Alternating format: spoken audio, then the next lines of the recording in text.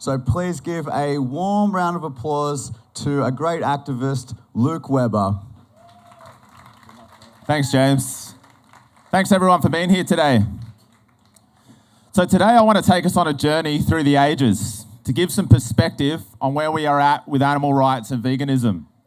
Then we'll trace that back to the beginning of the movement, as well as look at some of the first instances of animal rights as a concept. Let's look at how the shifts happened historically, as well as from my own experiences and anecdotes in the 21 years since I decided to completely eliminate animal products from my life. My intention for this speech is to help you all gain a better insight into how far we have come, but also how long the concept of animal rights has been around, and the time it has taken us to reach the point we are at now. It is undeniable that when considering animal protection, we are in a constant state of emergency. But rather than complicate things, we need to appreciate the things that are happening and be positive about these changes. Recent changes have been big and significant. Whether we all agree or not, I believe we can still be a strong force regardless of our different approaches to advocacy and the animal rights movement. I definitely don't always agree with all of my friends all of the time. This is what it means to have independent thought. We should be able to question things you might not agree with without fear that it will have repercussions on relationships. Being a good friend is to be open and to debate, discuss and collaborate on ideas rather than argue and be upset about your differences. At the end of my speech today, I'd like to invite you all to ask me any questions you may have, or you can come and see me at the Vegan Alliance tent, which is just back there on this side of that little row in the middle. So let me now articulate how I see us moving forward as a movement and the most effective way I believe we will do this. So let's start at the beginning. Back in 500 BC, Pythagoras, a Greek philosopher and mathematician, first promoted kindness towards all species, including humans. Around the same time, followers of Buddhism, Hinduism, and Jainism promoted ahimsa, or non-violence and kindness to animals. Although not always 100% vegetarian, the concept was there and began to be promoted. I'm an atheist, but I think this Buddhist quote sums it up well. All beings tremble before violence. All love life. All fear death. See yourself in others, then whom can you hurt? What harm can you do? And how true that is. All living beings value their life. This was just the beginning. After that came references in Judaism, Christianity, and Japanese history, to name a few. Into more modern times, just before the European Renaissance period, between the 14th and 17th century, well-known people like Leonardo da Vinci adopted and promoted a vegetarian diet, based more so on a strong ethical connection to animals, which led many authors, poets, and philosophers through the European Renaissance period to follow suit. A well-known quote from Leonardo da Vinci: "A time will come when men such as I look upon the murder of animals as they now look upon the murder of men." I think about this quote a lot. If we look back on a lot of the things we once used to deem acceptable and imagine them happening now, we would be horrified. I believe we are right on the cusp of that time he mentioned, and the mainstream shift towards veganism and animal rights will soon dominate over the idea that eating animals is normal. I can see the beginnings of this every day, dripping slowly into everything we do, and we need to accept and embrace it as a move towards abolition together. Less and less people are proud to post about their cooked animal parts on social media. More people apologize for their actions when eating them in the company of vegans. And the word vegan is plastered everywhere these days, including massive companies like Hungry Jack's, who have absolutely riddled their restaurants and marketing campaigns towards their new vegan options. This progress isn't always popular amongst all vegans, but let's touch on that a little later. We could discuss the points in time when vegetarianism made its mark, but let's skip that and move to extreme vegetarianism, or AKA veganism. In 1944, animal rights advocate Donald Watson, the founder of the Vegan Society, wanted a term to name those who did not consume animal flesh, as well as dairy and eggs. So he coined the term veganism. Perhaps not the first person to ever solely consume a vegan diet, but this was the start of the movement we know today. And this is where the movement really started to gain some traction. And those who abstained from all animal products could now identify as something and consequently strengthen the idea that animals mattered. Even some of today's most influential people, including actors, politicians, and musicians, have adopted a vegan lifestyle. And also, those who I would have never thought would join the ranks in our family and friends. Right now, veganism is booming. It's everywhere. If I go to a restaurant and they have no vegan options, I'm like, what the hell is wrong with this place?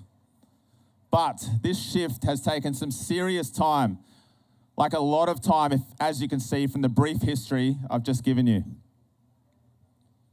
The whole reason I wanted to give you this timeline was to give you the perspective you need to understand how big some of the changes are that are happening right now, the significance of those, and why we should be so happy with them.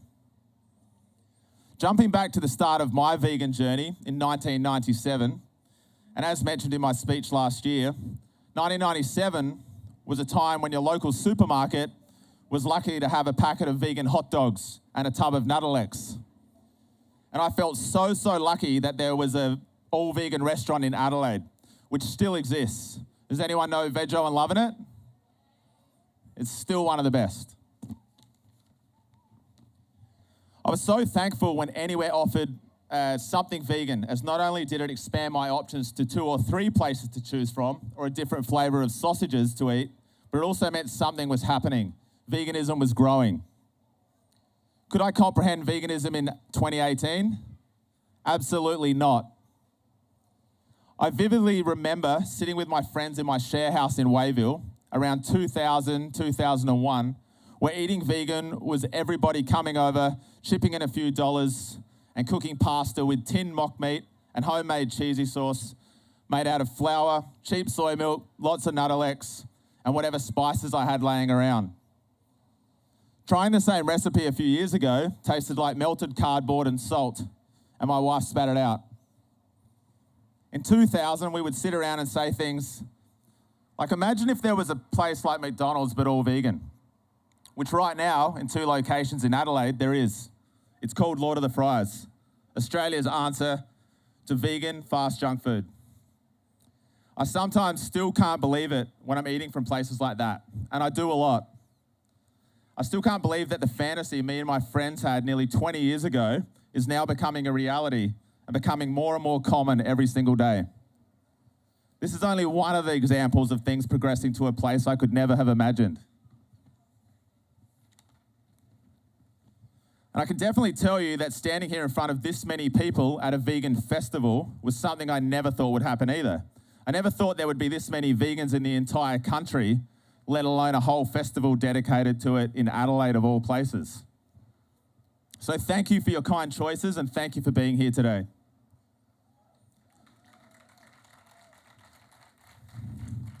We've briefly covered the long history of vegetarianism, veganism, and covered my brief period of 21 years and the changes that we've seen in that small amount of time. So let's now put all that into perspective.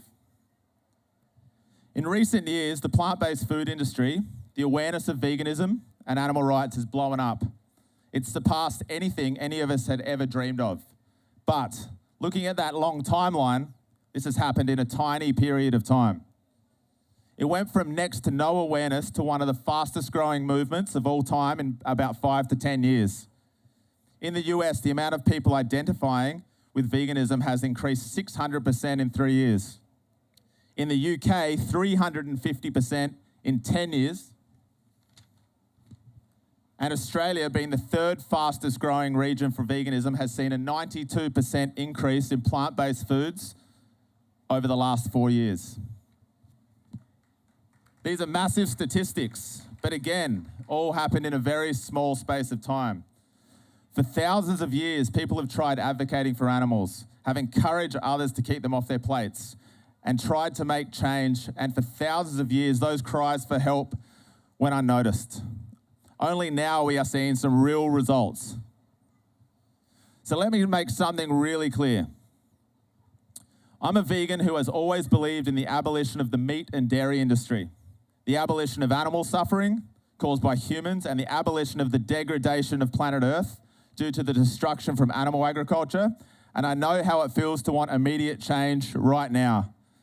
I got into veganism through militant heavy metal bands such as a band called Earth Crisis, who sang about direct action, destruction of property, the burning down of buildings used to torture animals, and the liberation of them from factory farms and laboratories. The music I love is angry, aggressive, and heavy, but the lyrics of these bands spoke to me. And from music that most people would think was evil or morbid, I discovered a community of people who use this medium to sing about the protection of animals, kindness, and living a sober lifestyle. I grew up wanting to smash the system in any way that I could, and believe me, I still do. That rage is still alive and well inside me. And if I could, I would destroy every part of the meat and dairy industry tomorrow. Me and my wife would do that. If it was realistic, but it's not. I know what it feels like to see inside factory farms and slaughterhouses, to see livestock trucks ferrying sheep, chicken, and pigs up and down the freeway to their final destination. We've spent many hours monitoring the live export massacre in Port Adelaide, watching bruised and battered sheep be loaded on trucks in 40-degree heat. We've seen ducks shot in front of us in the Victorian wetlands and been abused by hunters. We've watched grown men wrestle baby calves at rodeos while we tried to blend in so we could document it. I've taken animals from factory farms, rescued kittens and dogs in BALI from villas and trash heaps who didn't always make it, but we at least made them comfortable for that short amount of time. And I've subjected myself to plenty more miserable situations in order to do something to help. We all feel desperate a lot of the time. We've cried because we can't do enough, and all we want to do is make it stop. Sometimes those aggressive tactics are still welcome, but I now understand how real change has to happen, and that all forms of actions for animals work towards the end goal of total liberation. I try to see things from many different perspectives and welcome anything that brings about change. We have to be smart and control that overwhelming urge to only use aggression and force to make people understand, which is so difficult when all you want to do is make the suffering stop. Anything less than everything does not seem like enough sometimes. It's taken all of these years being vegan and an animal rights advocate to understand how effective change comes about. We need to support the progress that we make and welcome change in any form to help plant that seed in people's minds that turns an animal from a product to someone. When that seed sprouts, it changes perception. When the perception changes, old habits get questioned. When old habits get questioned, we reconsider our morals, and when they are addressed, we can no longer deny that what we do to animals is wrong. So no matter where that seed sprouts and how tall the tree grows, this is change. Culture, tradition, our backgrounds, and the way we were brought up all play a big role in our perception. And through my recent interactions with a bunch of farmers, I have learned that some people still just think what they do to animals is normal. They're still disconnected, and it's going to take persistence and education to break those molds. But it is happening. So let me just touch on that for a second. My wife and I, we rescued a Brahman cow about 6 months ago. His name is Kevin. We took him from a farmer who actually asked us to help because he didn't want to send him on the slaughterhouse truck. The farmer had developed a bond for him, but his wife said he couldn't keep him and he had to go on the truck the next morning. This was the first time I had heard a farmer extend his compassion like that. So 2 city slickers, like myself and Amy, had no idea what we were doing, but we took him on and have tried to give him a comfortable life the best we could. It definitely isn't easy. It's cost us a ton of money, lots of stress, no spare time to just relax on our days off work. So we both work full time, but to see his happy face every week when we go to visit him makes it totally worth it. Kevin has taught us both that farmers aren't always as awful as we thought. We definitely don't like what they do to animals, but through having Kevin, we've had so much help from the local farmers that it's actually unbelievable. They gave us materials to build him secure fencing. They gave up their weekends to help us build everything he needed to be safe. They've fed him for us, brushed him, cuddled him, and keep in mind, these are people that previously would have thought the idea of brushing and cuddling a cow was absolutely ridiculous. We've fed them vegan sandwiches, denied their offers for barbecue, and talked about how much we love animals. And we can see that they are starting to realize that perhaps we have a point. It might take some time, but through Kevin, we've been able to show people who probably thought vegans or vegetarians were nuts, that we're just normal people who care about all animals, and perhaps teach them that animals are someone and not just the commodities that they have seen them for their entire lives. These people have never been exposed to the idea that animals deserve to live, just like us.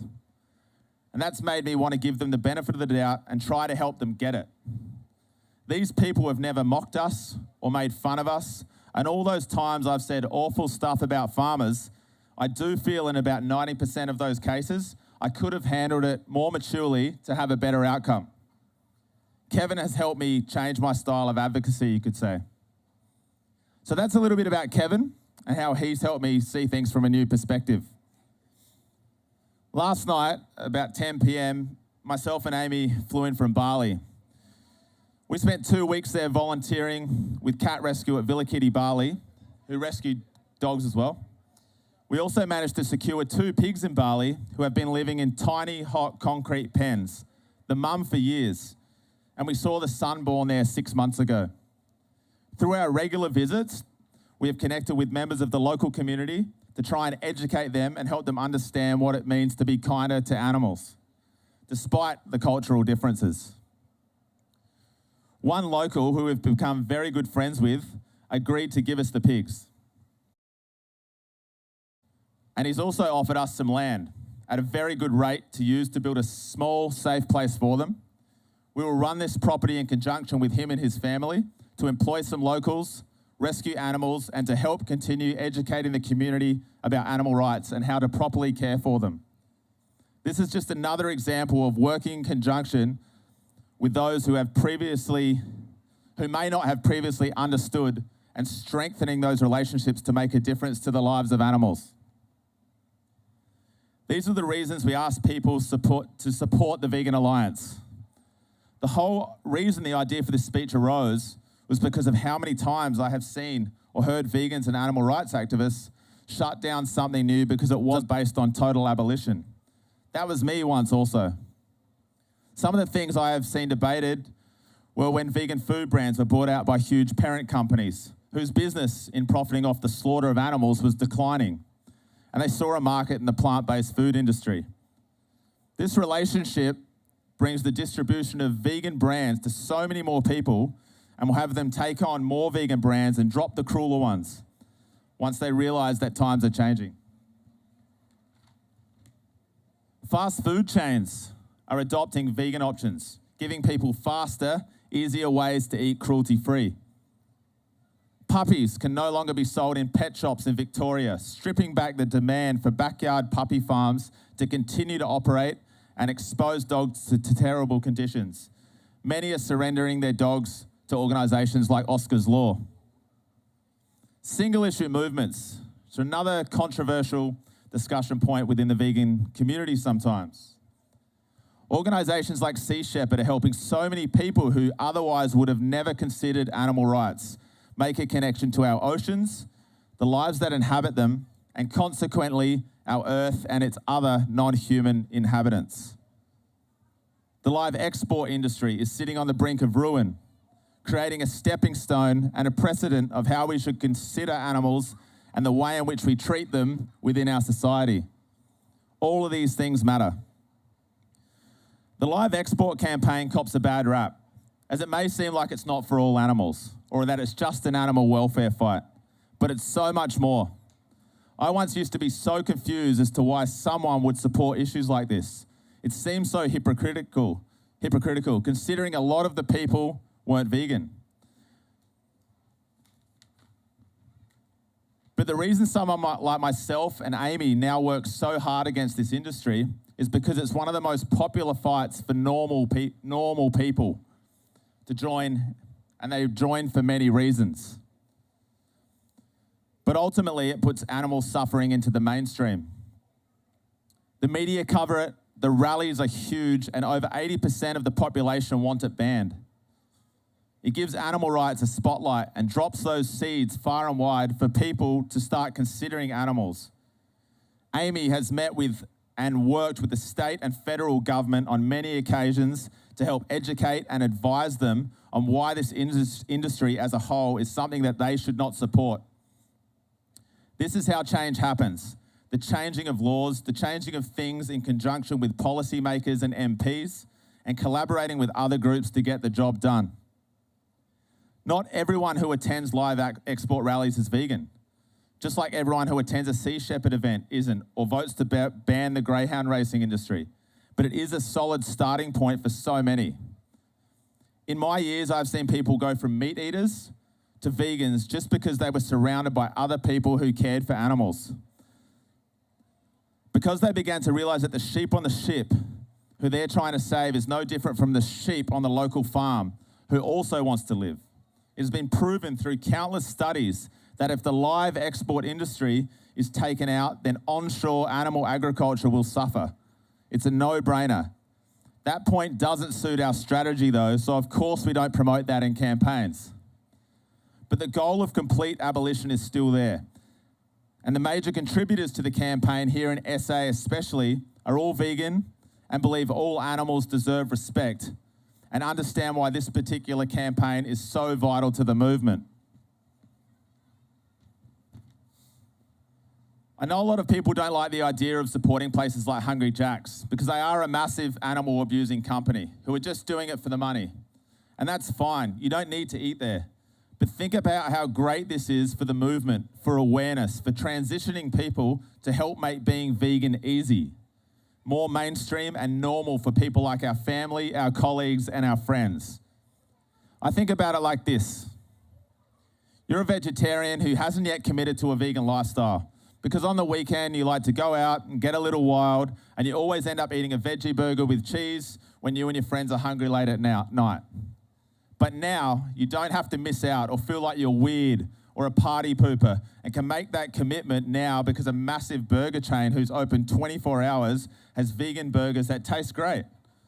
Those small things make someone who either lacks confidence, doesn't want to be the odd one out, or hates the idea of being inconvenienced feel empowered that they can now live a vegan lifestyle easily and happily.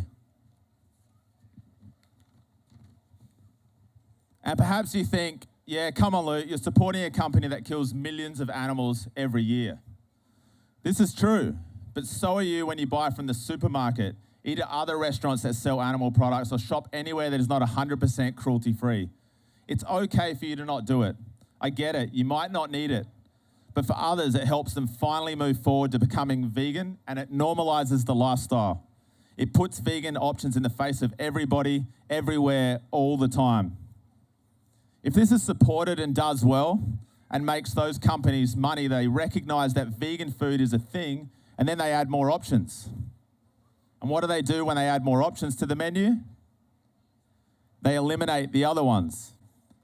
I would literally take out non-vegan products to add vegan products to the shelves. And over time, I would watch that vegan shelf space grow. The supermarkets didn't get any bigger. They just made room for what sold well, and that was plant-based food. Small steps make a massive difference. It's taken this long to tear away at just a small part of the industry that thrives on animal abuse. Finally, the world is aware, and all of these small steps 10 years ago would have been deemed impossible. But it's happening, and we should be so proud.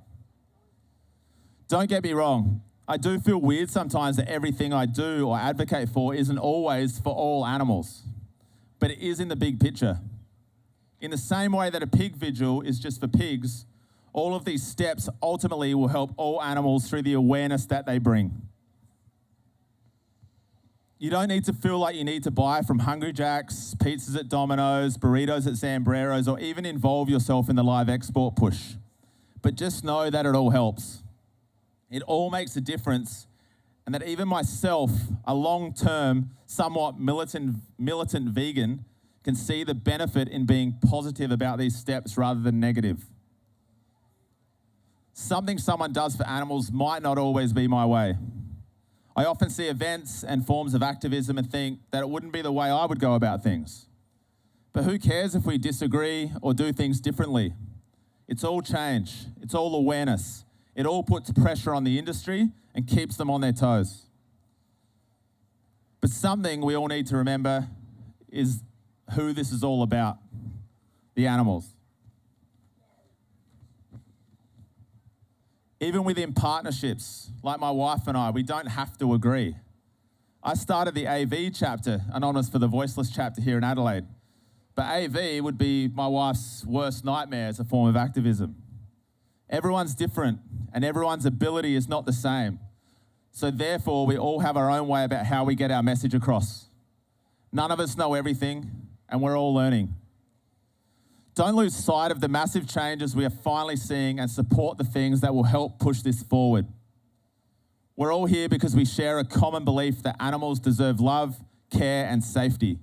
So let's fight as one and stand united.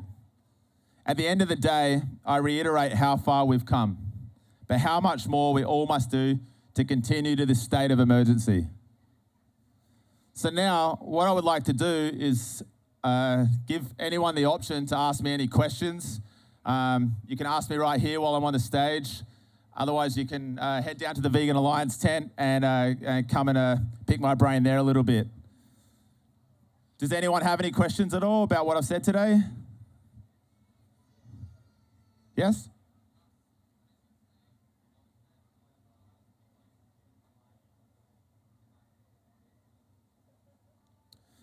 Amy spends, the question was, why is Anonymous for the Voiceless not my wife's cup of tea? More so because she doesn't want to, it's just not her form of advocacy. She does a lot of stuff for the Live Export campaign, and I think being in the face of the public and maybe approaching people to talk about animals the way AV does, might not necessarily be the way that she feels comfortable doing it. But you are welcome to come over to the Vegan Alliance tent, and she'll be over there as well, and she'd be happy to give you a little bit more information on that. Does anyone else have any more questions?